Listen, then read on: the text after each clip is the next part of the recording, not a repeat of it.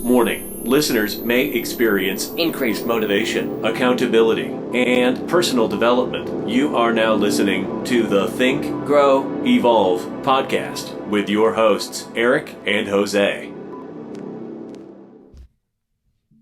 Knock, knock. Who's there? Interrupting cow. Interrupting cow. Oh my god. I had to wake you up somehow. Yeah. dude. Oh damn. That was a Interesting wow. way to start it, eh? Yeah, you definitely got me there. Good. You know, because today we're talking about something massive, gigantic, enormous, super influential that's going to change every single listener's life. Yes. I hope. Maybe. It's a pineapple. It's a pineapple. So what you guys didn't know about pineapple is it actually makes you taste... whoa. Okay, I'm kidding, guys. We're actually talking about mindset today. We're feeling a little hyper. But Jose, What's up? you excited for this one? Yeah. Well, it's mindset. I feel like is definitely a very hot topic. I think, and everyone, I guess, has their own little form of mindset. But Why is it a hot topic? well, you see it all over social media, and because everyone, I guess, during this whole lockdown, you're now forced to be with yourself for a long period of time. So gives you some more alone time with yourself, right? So I think people's mindsets at this point in our lives, more than ever, has probably been one of the most important assets that you could have built since being young, right? Because if you have a strong mindset, you're going to be okay being isolated. You're going to be okay just being with less money or different foods, not socializing. But if you had a different, like maybe you didn't spend that time and effort on your mindset, this might be more of a challenging time. Yep, and I feel like just as you said, just going through life, having that mindset will help you in ups and downs, especially when life gets rough. Like it could be easy to just curl up in a ball and just exile yourself from society for a couple months, right? But I kind of look at mindset like a muscle. You got to work it, right? The more you work it, the more, I guess, stronger and resilient you get when life actually does come your way, right? So we're gonna get, I guess, we're definitely gonna get our reps in, especially from you, because you got a lot of juicy cherries. A lot of juicy cherries to when it comes to mindset. So so another thing I want to talk about mindset, because you brought it up of like looking at the ups and downs, is like you're never gonna avoid the downs. Like there's no person on this planet who doesn't experience downs. Like everyone, no matter where they come from, who they live with, how beautiful their wife is, what car they drive, where they live, there's going to be downs. People die, people leave you, money is stressful. Like, we're not saying that you have a certain mindset and you don't get sad anymore, but maybe you get sad for not as long and you can be optimistic about a lot of things. And we're just going to talk about like the different types of mindsets and like common traps that we fall into and like the power of your mind and the shit that you can do when you set your mind to something, whether it be financial, whether it be relationships, whether it be friendships. Like, damn it, anything that you set your mind to, I promise you that you can actually achieve it regardless. I've even read this book called Becoming Supernatural, and like some of the amazing stories that people have done with the power of their mindset. Like it's absolutely crazy, man. I've become a believer in some of this woo-woo stuff. No, that's really good, and just the knowledge that you bring here, like I think is going to be very helpful. Like for me, it's been also very helpful just realizing little things. But I think a lot of people listening here will definitely get something from just our conversation, and just also the studies and the expertise that from your background, right? So it's I think it's going to be really cool. So I mean, being locked in my house for like over a year at this point, like this is something like I spent a lot of time educating myself on. And like the book I was telling you guys earlier, Becoming Supernatural by Dr. Joe Dispenza, this guy, like he spent his life like just learning about the powers of the human mind and manifestation and what we believe. And I'll just let's talk about placebo for a second. Like, you know what placebo is. Yeah. So like a lot of people, there's like examples that, do you remember what were the bracelets called? Power Balance? Power Balance, yep. So if you guys remember, there were these bracelets that like improve the center of balance in your body, like with magnetic fields, laser infused bracelets. A little bit of talk. Yeah, there was this test where you like stand on one leg, put your arms out like a cross, and then you push on the leg. The person fell over 100% of the time. Yeah. You put the bracelet on, you do it again, and the person giving the instruction says, now when you wear this bracelet, you won't tip over. And guess what happened 100% of the time? You had perfect balance.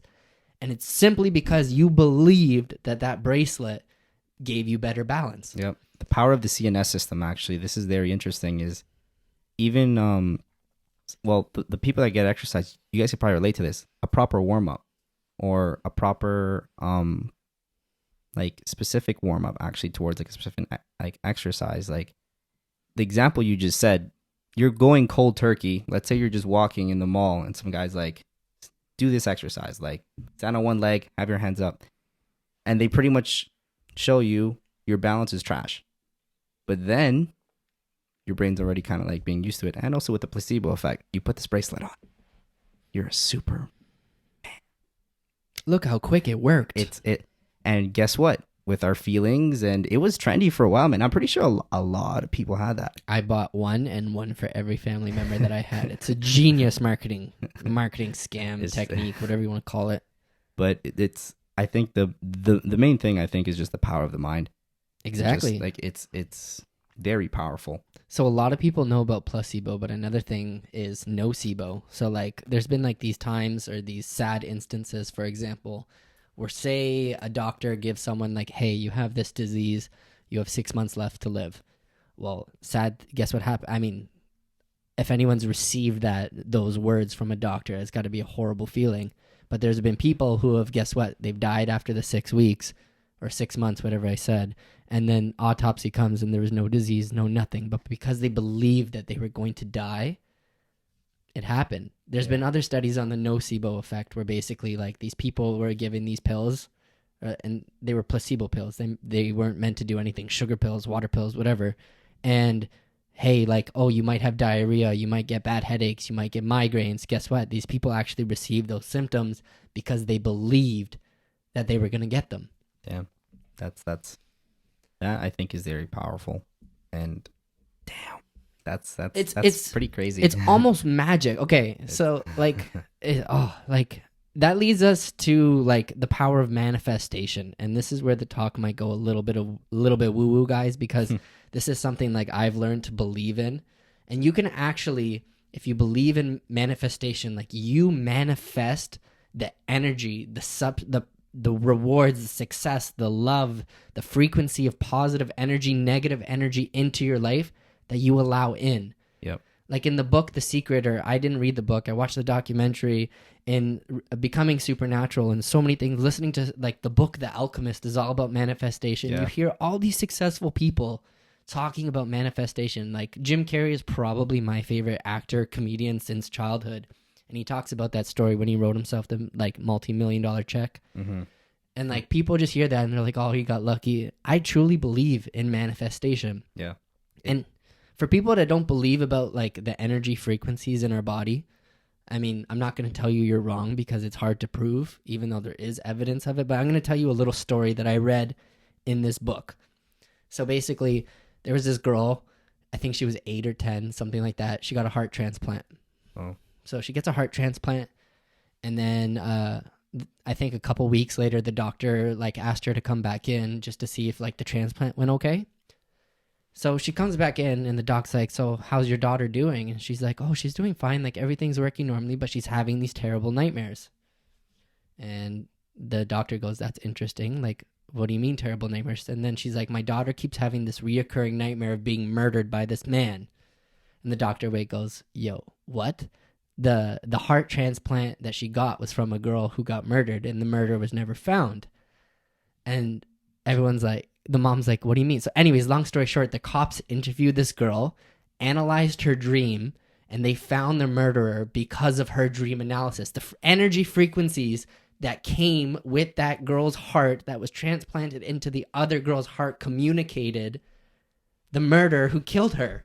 That's I want to swear, but at the top of my lungs, the Fuck. Like, damn, that's So if we don't think like there's actual energy forces in our body, I think we're almost neglecting something that's borderline inevitable. Like you can like, you know, when you're close to someone, like even our relationship, right? Like I know when I pick you up to go to the gym or you pick me up, I can tell when you're cheesed. I can tell when you're happy. I can like, have you ever gone into like, we still live at home, right? You go downstairs to go see your family and you're all like, yeah, good day. Yeah. And you come downstairs, you're like, yo, something's wrong. Yeah, the vibe is just off. Like you just instantly like you feel it. It's almost like instinct, right? And to be honest, like I remember first hearing about this and I was like, yo, like all this is BS, like what are people saying? But over the years and stuff, like I think the brain, I think the brain is probably one of the most powerful things that we know and that we still don't know a lot of. And one of the things is that we don't have an owner's manual towards our brain. No one, like we're born into this world. Yes, we do research on it and stuff, but there's no like, you know how like when you get like a board game or something, there's like instructions. Where's the instructions for our brain? So when it comes towards these things like manifestation and stuff, where to that normal person, it's like, I don't know about that. But then at the same time, how much do we really know about our own brain? And if you put this into practice, you'd be pretty surprised about the things that you like just manifest, like meditate, journaling. Like if you just keep telling yourself something, like you're going to get it, or I'm going to do this, or I'm going to do that, you'll be surprised. You know what's one movie that I find is like super synonymous to like what we're talking about? Do you remember the movie Click? Yeah, it's a funny one. You know how he has that remote and then he's like, oh, I'm in a fight with I'm in an argument with my wife, skip. Yeah. And then, oh, I'm going to be late for work, skip. And he starts skipping all these bad things that he doesn't like. Yeah. Well, guess what? Like, even though that movie's silly, it's Adam Sandler. Like, our brain does very much the same thing. It self-programs itself like, oh, I don't like these type of people, avoid. Oh, I don't like doing this type of work, avoid. I don't like, we actually skip and avoid so many aspects of our life because of our mindset. Yeah. That remote is very synonymous to our mindset. There's different things that we kind of overlook, I think. And just talking about this, like you brought up a perfect example. Like when it comes to, I guess like the two generic types of mindsets are what? The growth and fixed. Well, that's proposed by my girl Carol Dweck. She is my sister from another mother.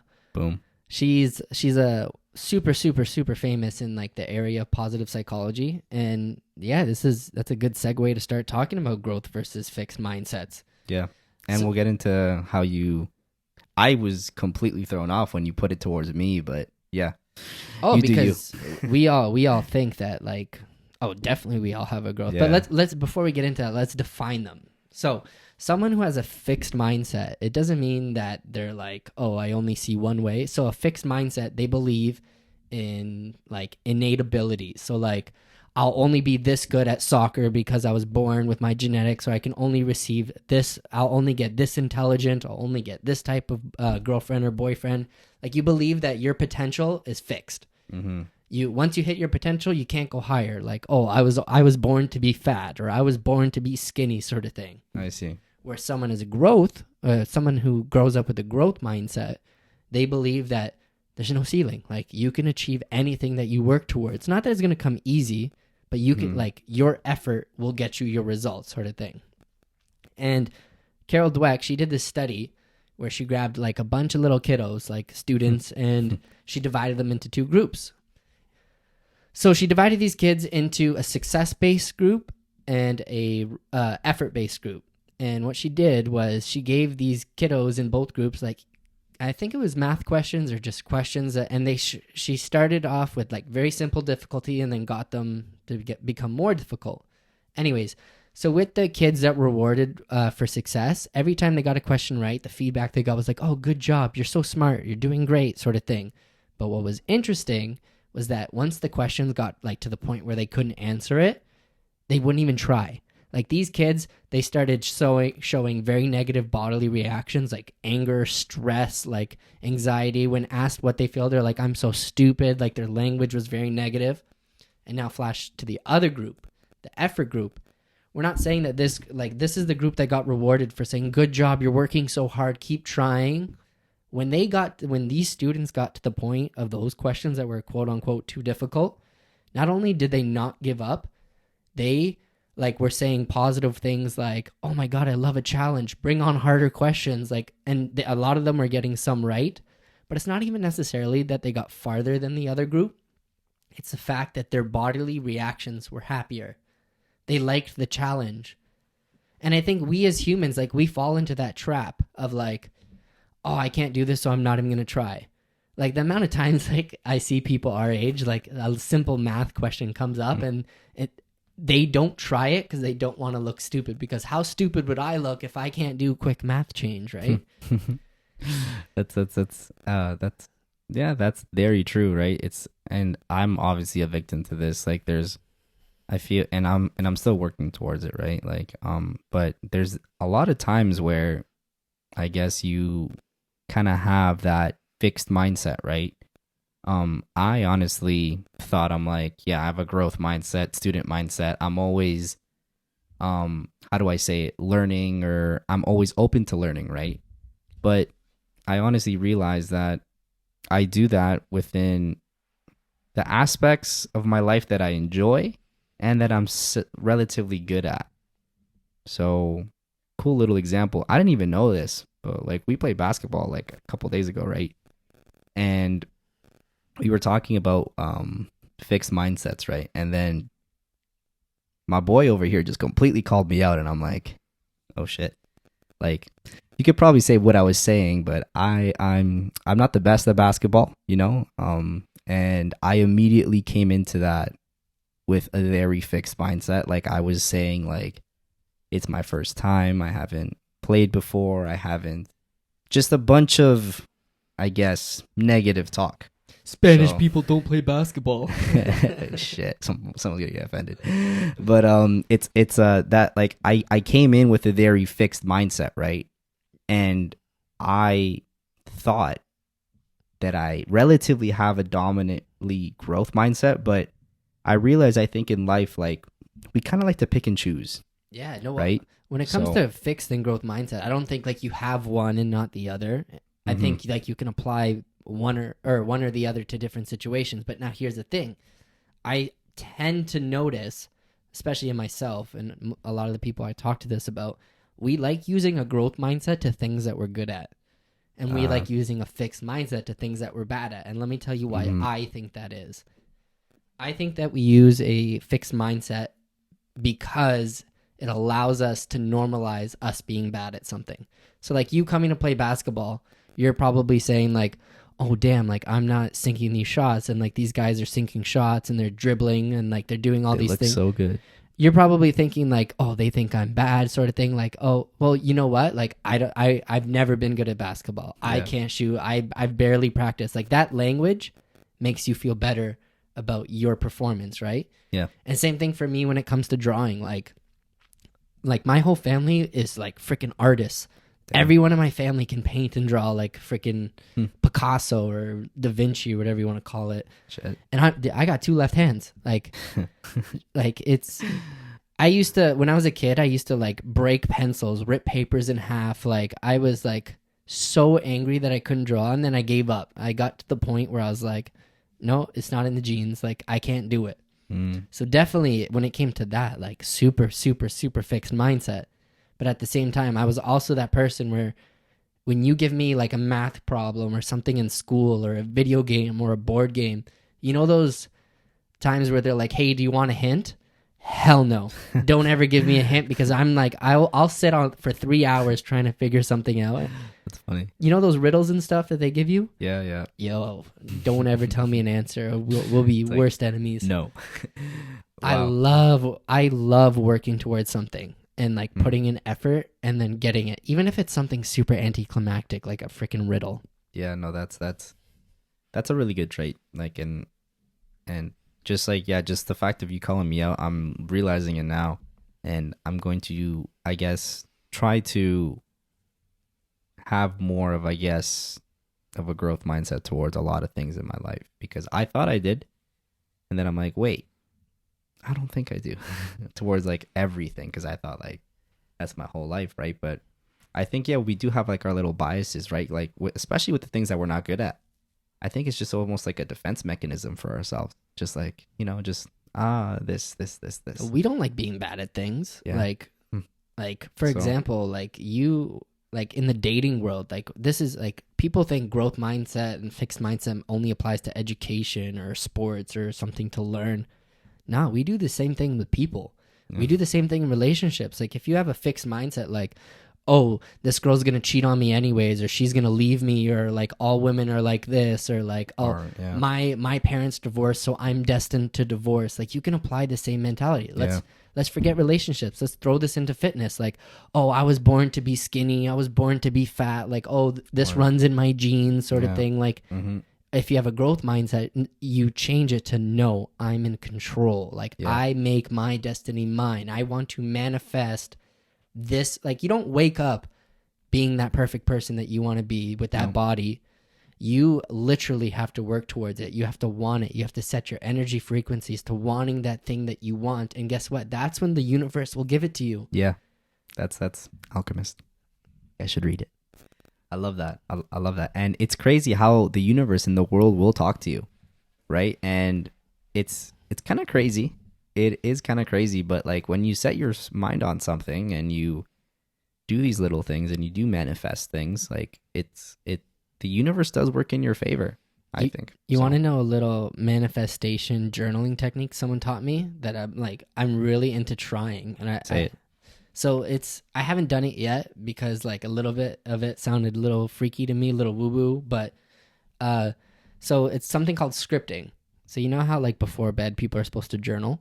Okay. Yeah. So what scripting is, so you actually write in your journal like you are the person that you want to be. So remember how you talked about your passion project of owning a gym? Yeah. So say you're journaling at night, you're like, oh, today just closed up the gym, had an excellent shift, like came home to see like my wife and kids and like all my friends. Like you write as if you've already succeeded and you've gotten to where you want to be. So you manifest it. And then 5-10 years later, when you are there, you look back and see how you manifested and created your destiny, right? Interesting. I think I've heard a couple of things about that. Yeah, like they talk like they're already there. I think some people also what I've also seen is they go to dealerships of like their dream cars and they kind of pretend like they start sitting in their Lambos, yeah, right? they start sitting. Sometimes people go into like neighborhoods that they want to live in and they walk the streets. They picture themselves like there, right? So it's I think that's a really cool scripting, right? That's what it's called. Yeah. I think that's a very cool Everything technique, you named yeah. is the exact same thing. It's not journaling, but you're already training your body to get used to that lifestyle that you want. That's pretty cool. But see the part, the in between part between where you're at now and getting to there, that's the work. Yeah. And that's the effort. It's the fun part. It is the fun part. And I'm happy you say that because like a lot of the times that's the shit that people want to avoid. It's the grind. It's the hours, the less sleep, the complications in relationships. Like that's when you figure out, like the analogy I use is like learning to play the piano, right? When you start playing the piano, I think the first song I learned was Jingle Bells or Twinkle Twinkle Little Star. And guess what? I played that shit like freaking Mozart. I was good. Damn.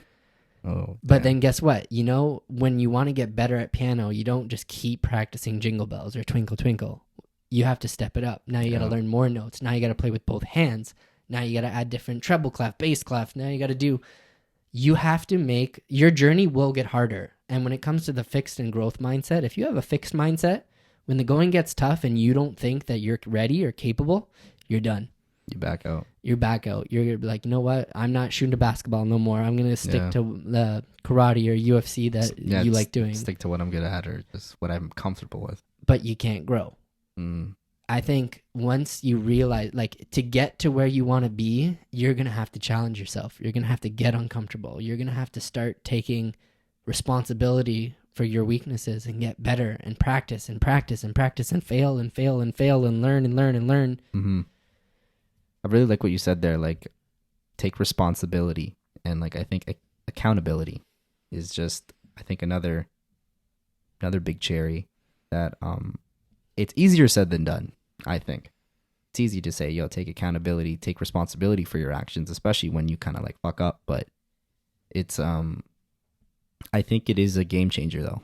Well, growing up, like, I don't know about you, but whenever I got in trouble, I liked going and saying, oh, it was her fault. Oh, it was my sister's fault. Oh, he did that. Or it's especially like, I remember growing up and just like little fam jams, something would happen. Oh, it was that cousin, or it was that. You always blame someone else, right? But you know what's funny? Like, even though you're a kid doing that, well, guess what? When you're a teenager, you get in trouble. Someone gets caught with drugs. Oh, he bought it. All him. I had to do nothing. Guess what? Your girlfriend calls you out.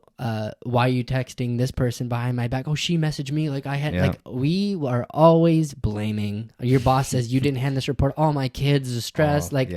We as people, like, and I get it. Like, I'm so guilty of this. We like the responsibility to be in other people. But what you don't realize what you're doing when you do that is you give away all control of the situation.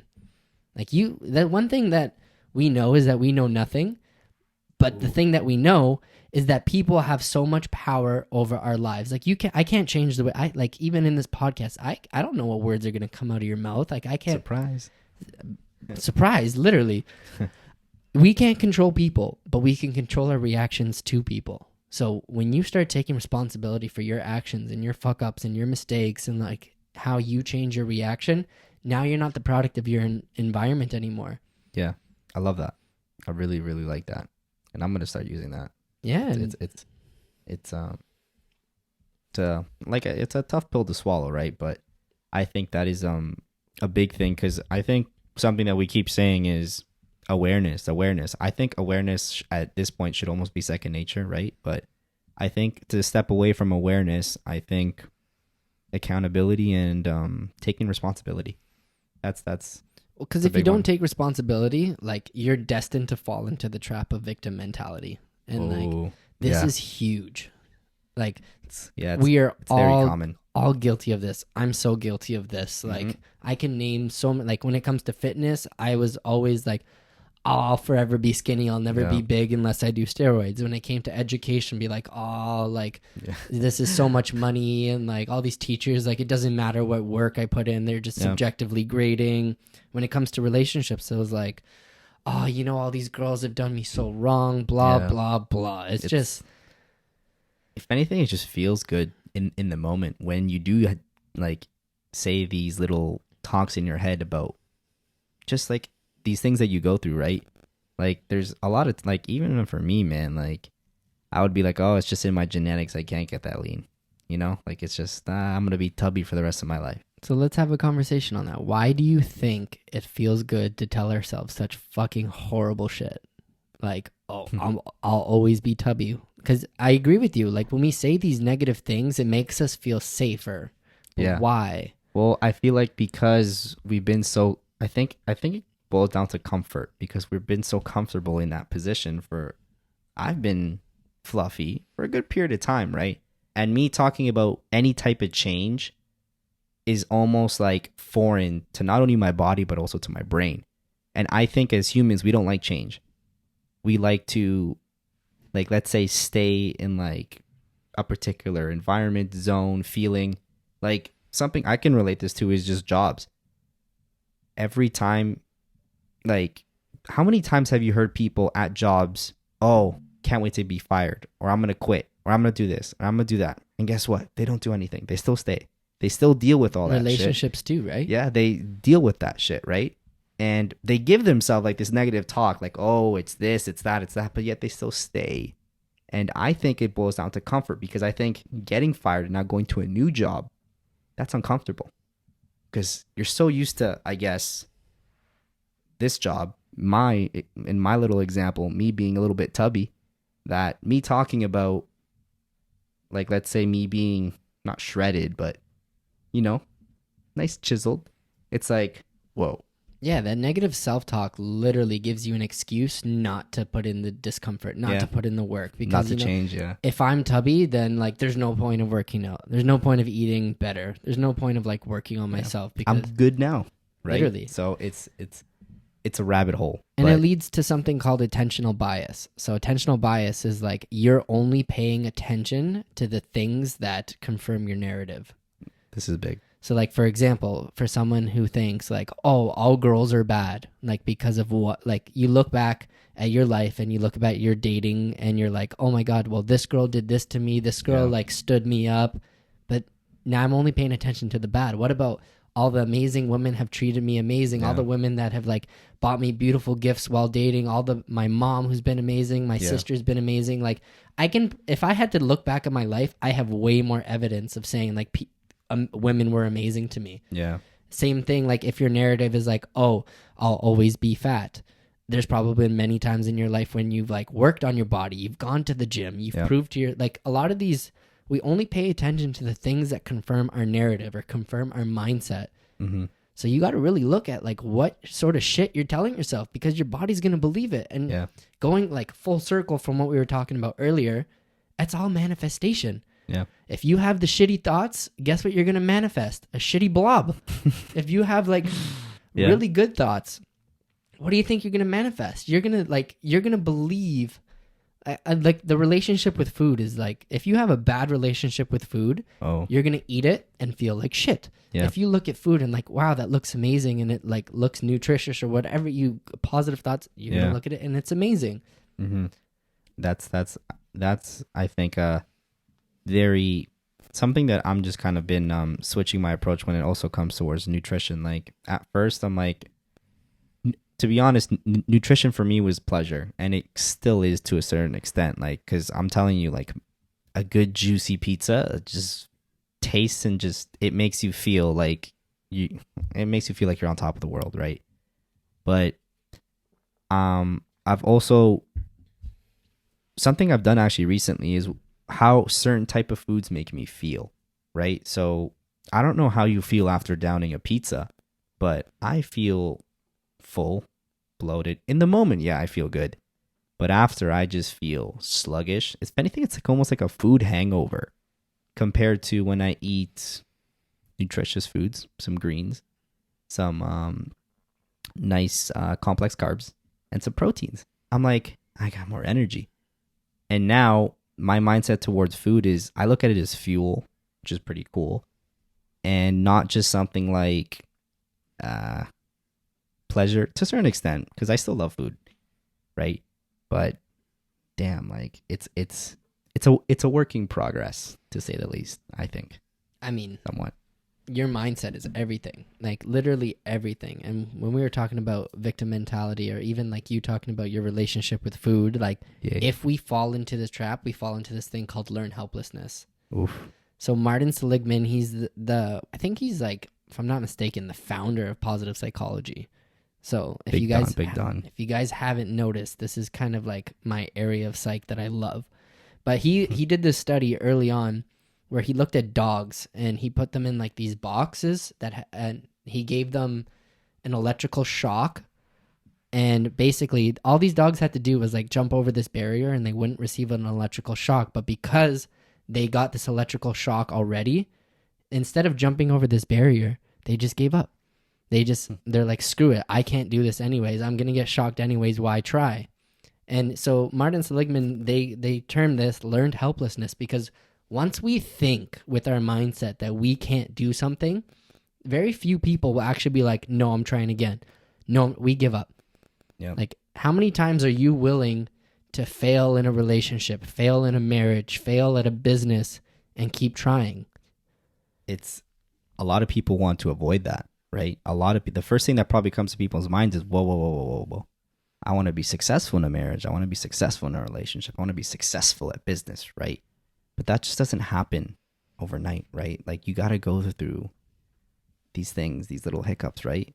But what was that study again? What was it called? Learned helplessness. Learned helplessness. So now, like, let's look at all the things we talked about, the failed marriages, the failed businesses, or whatever, you failed a course at school. If your mindset is, I need to succeed in order to be successful, you're putting yourself in a vulnerable trap. Like, because guess what happens if you fail? You're just gonna quit. But now, if you have an affirmation in your brain saying, hey, no matter what happens, I'm going to try my best and make it work. No matter what comes your way, if you screw up, like if your wife leaves you, your husband leaves you, your relationship ends, or you know what? I'm going to make it work. If you have that growth mindset of no matter what comes my way, I will keep trying and keep, you know what? I'm going to talk like a lot of perspectives that come from that. Not only will you be stronger, will you be happier? I shit you not. When people see that attitude in other people, people go, damn, that's a person like, It's contagious. you know, Tiger Woods, right? Yeah. He had probably one of the worst, like absolute meltdowns of a professional athlete. Yeah. Like his personal life, he did what he did, but guess what? He fell off the face of the athlete world. And then like multiple years later, after multiple back surgeries, the press being super invasive and marriages and lawsuits and yada, yada, yada, this guy won a freaking Masters. And you know what? I was almost in tears watching that, like the desire, the fire, and like people talking about like humans are capable. Like we are so capable to come back. Like we love watching people fall to the bottom, but getting right back up because that's what we want, right? That's all we want, but not a lot of us are willing to put in the work towards it or to put ourselves in that uncomfortable situation because that's very uncomfortable. The world being against you, the world telling you all these things, it's definitely not a place of comfort. And what do we do as humans? What does our body instinctively do when there is any form of discomfort or anything like that? We want to bye-bye. We want to go away from it, right? But damn, that's I like that. That's learned helplessness. I feel like that can relate to a lot of, well, that relates to me, man, because like even when it came to my nutrition, there was like, I remember when I first started like working out and there was like this whole theme on I would look at how people ate on YouTube, right? And I would eat relatively similar, and then I'm like, I'm not getting the fucking results that they're getting. Like, okay, that's it. I'm done. Like, it's just, I don't look like that. I don't look like that. My genetics, I look at my family, oh, we're on the big side. We're big boned. You talk yourself into these things, right? And now obviously just keep trying. Just keep trying different things, right? So like I'm being open to being like, okay, this didn't work out. Let me switch my approach. Let me tackle this differently. Or maybe I'm doing something wrong. Just, I guess, being open to trying it again, right? So kind of made failure my best friend. So life is a self-fulfilling prophecy, man. If you have negative beliefs, that's going to lead to, so like if you think that, oh, life isn't fair, well, guess what you're going to expect? Something's going to happen. You expect something bad to happen. And so what is your behavior going to do? You're not going to fully try. You're not going to fully invest yourself. And then what happens? The results. So when you see that life wasn't unfair because you didn't try and like your boss screwed you over and that's the result, it confirms your belief. Yeah. But if you say, you know what? I love humans, or like I am capable of always trying my best, and then you expect to try your best on your test. So you behave and you study like an animal and you freaking work hard, you sleep well, you eat good, and you get the result and you succeed. Now you believe that like it's life is a self-fulfilling prophecy. I love that. Consistency. Actually, that's one thing that just comes to my mind too, consistency. And I think what I mean by consistency is like just even on the days where, let's say, you do fail, even on the days where life doesn't go your way, right? Because life is full of just curveballs, right? Ups and downs. Like you never know. Like you never know what can happen, right? So I think just as long as you stay consistent, always working towards, let's say, your growth or having that open mindset, then you'll be in a good place. I think you'll be in a better place than you would be if you stopped or if you had a fixed mindset, right? Like imagine you just stopped. I actually want to challenge you listeners. I want you guys to call yourself out on your shit. Like I want you guys, David Goggins does this thing in his book where he calls it his accountability mirror, and he looks in his mirror and he calls himself out on his shit. And he calls it his inner bitch, which maybe the language you don't want to use, but I use it. And when you notice yourself saying, I can't do something, or this is too hard, or, or like you notice like you have to do something and you're procrastinating, I challenge you to look at yourself in a mirror or in your phone, or just sit there, close your eyes and look into your head and call yourself out on your shit of like, why aren't you being the person that you know you have to be? Why are you sleeping until 11 when you want to be that person who wakes up and does his or her meditation and workout? Oh, you want to lose weight? Why aren't you eating better? Oh, you want to go get a new job? Why aren't you? If you're in an unhappy relationship, why are you staying? Yeah. Well, find out why you are doing what you're doing and call yourself out on that shit. I love that. Like I love that. Just calling yourself out. Because like not everyone has the luxury of having a beautiful friend like Eric who can call me out on my shit, right? But it's one of those things that I'm definitely going to practice, like, because I don't, I'm trying to picture myself calling myself out, right? But I think it's weird. The weird. reason why I say do it with a mirror is because, and say it verbally, is because if you just say it in your head, it's a thought. It's a thought. If right? you say it to your fucking reflection in the mirror, I'm telling you, if you look in the mirror and you say words to yourself, you go, oh shit. So like, I'm mad at me right now for procrastinating or whatever. I'm definitely gonna try that. Damn. Do you do that? Dude, like every day? I've definitely not every day, but times where I'm unhappy, I look in the mirror and I deal with my shit. You're like, what's up? Yeah, Literally. why the fuck are you doing what you're doing right now? I like that. Keep yourself in check. I like that. I really like that. Wow. I know we're coming close to an end here, so I want to end off with a quote. And Boom. It is, the same water that softens a potato hardens the egg. It's not what about your circumstances, but what you're made of. Stop blaming your environment, guys. Stop looking at other people or saying they've made you become who you are. Take control and adjust your mindset and be that person that you want to be. Yeah, because at the end of the day, the only person that's stopping you is you, right? Like it's one of those things that if you can, it's like you got the power. You just got to take it into your own hands, right? So little baby steps, obviously, right? Don't go out and like become Superman then tomorrow, but just work towards it, right? There's a lot of things we said: accountability, responsibility, and effort. Like we talked about that growth mindset. Intention, I think, is another thing. Intention, like just all these things you can do, right? It won't happen tomorrow, guys. Call yourself out. Yourself. It's a challenge now. I like that. It's a challenge. I like that. You guys aren't going to back off from a challenge, right? No, we know you guys. You guys don't do that. Call yourself out. I like that a lot. So. Anyways, guys, thank you so much for listening. So fun talking about this. Thank you, dude. That was dope. Yeah. Take care. And remember, guys, call yourself out. Call yourself out, guys. Much Don't love be and up. Peace. Take care.